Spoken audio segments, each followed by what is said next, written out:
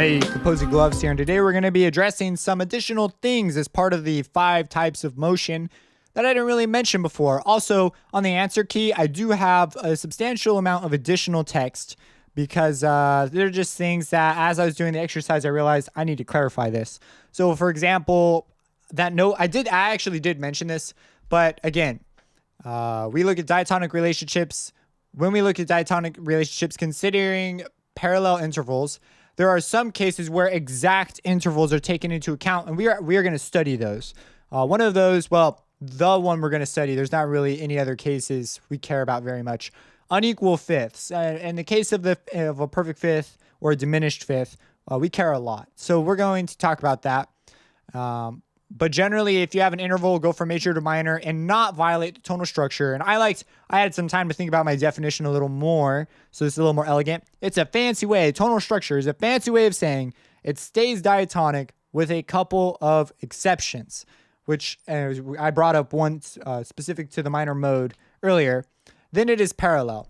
Generally, also, when I say exceptions, maybe that particular interval is part of a melodic tool being used by the composer, and so we would regard it in a different way. This is part of the fun of music, is it's a puzzle and to some degree. So let's go ahead, let's come down here, and I've made some notes here across, and I encourage you to read them and think about them more on your own time. I want to point out the spots where I put the notes. It's why I put them there. So now our goal when we analyze things is to be able to look at a piece and learn from it. The goal is not to give everything like cool names, although that is a side bonus if you're into cool names. So you could tell your friend, that's oblique motion, you know, whoop-de-doo. When one tone, so we have a note here. We notice, this is just something that, you know, I would like to note for you so you could see what sort of things are we trying to observe. When one tone remains the same between two chords, all other intervals to that note become oblique if they move and static if they don't. And then we think about it, like that's a pretty useful tool if we're going from one chord to another and we have a common tone. It's probably a good idea to keep that common tone there. That's like something we could take away from this because it gives us this option, and it'll become more clear why this is really important when after we talk about parallel motion. This property is very useful to us. It allows us to guide the listener to particular parts of a chord, voicing, or figure. So this is a very powerful tool. Pay close attention to the effect of having, and this is what's called a common tone among the parts. So what does the common tone do to the motion of our parts? And so we notice here that like whenever we see oblique, that means that something had to not move. So you notice here we have O's in most of our columns. So something had to stay where it was. So, okay. Let's go ahead. Let's look at another one. Over here.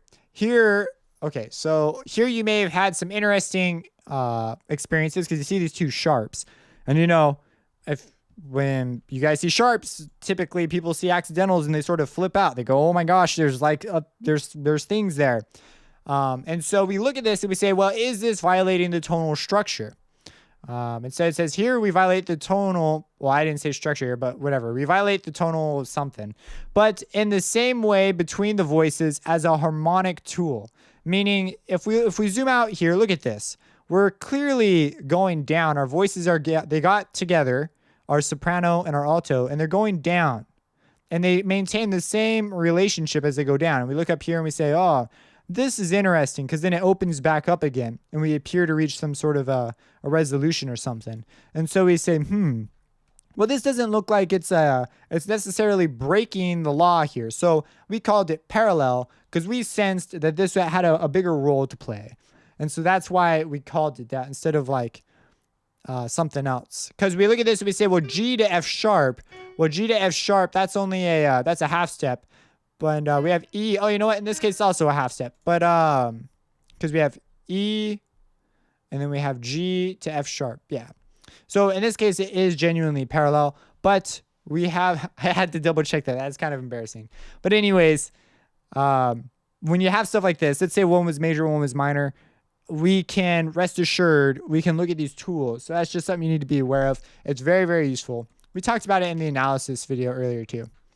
All right. Okay, so note the use of a single type of motion against another. So here's just something in general. While you're doing this exercise, you should have noticed this. The use of one motion against another reveals a function of it in the texture. So a function is just a job that motion can provide, something it can do. It's a function. And when we're working in a texture, we don't want to overload. We don't want to like extrapolate it and put it over all textures. But in this particular texture, we notice that if one motion's by itself, it serves as a job. And here's like a good example of something going on here. We say, this is a interesting deal, what we have here. And so we say this would reveal it. And so example, below we see oblique motion used against static. And so here we have a bunch of oblique and static everywhere, right? The oblique motion, so this coming down here to this B, is anticipating the chord to come, because we see it comes over and then it grabs a new chord. A new chord is formed that uses a tone from the previous chord. So we go from a non-chord tone. In this case, it is a chord tone. I don't know why I called it non-chord tone, but even if it was a non-chord tone, maybe we got like some weird non-chord tone going on here, to a chord tone. Thus, it is called an anticipation, meaning we are jumping down. We're anticipating a chord to come. We say, this is kind of strange that this B suddenly jumped down. Actually, in root position part writing, this would be fine. Well, sort of. If this was the root, that would be fine. It's not the root in this case, because the root is E. We're working with the E minor chord. But we have the B, it jumps down, it anticipates the chord to come, and then that chord, it fits in the new chord. So we call this an anticipation. We'll actually talk about this in harmony too. So I know this is a little long-winded, but I just want to be thorough. We also, yeah, and then I say that. So, okay, there's, I think, one more. Yeah, so over here, this is a tough call. Could be argued to be similar. So again, a general rule is to look and see what the part is doing. So I'm talking about this up here.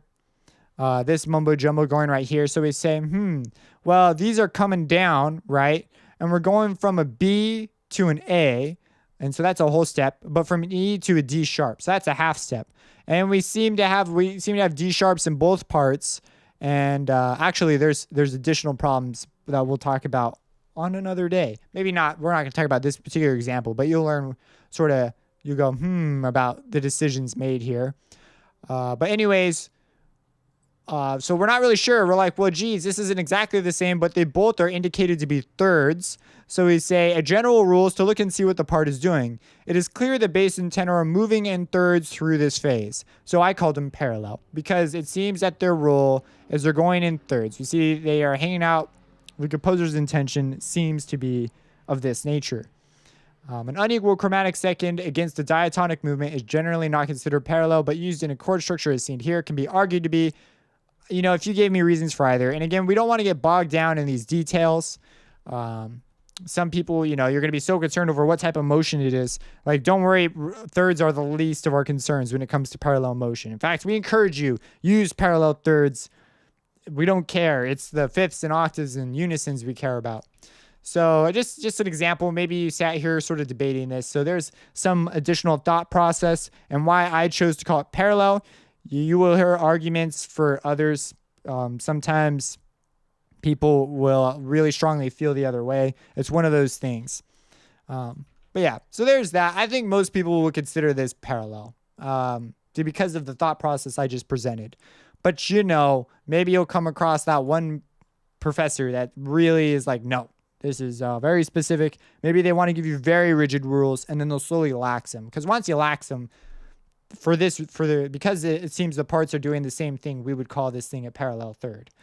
And again, with thirds, not that big a deal, but just as an example. If you have any questions about this, let me know, subscribe, and have a blessed day.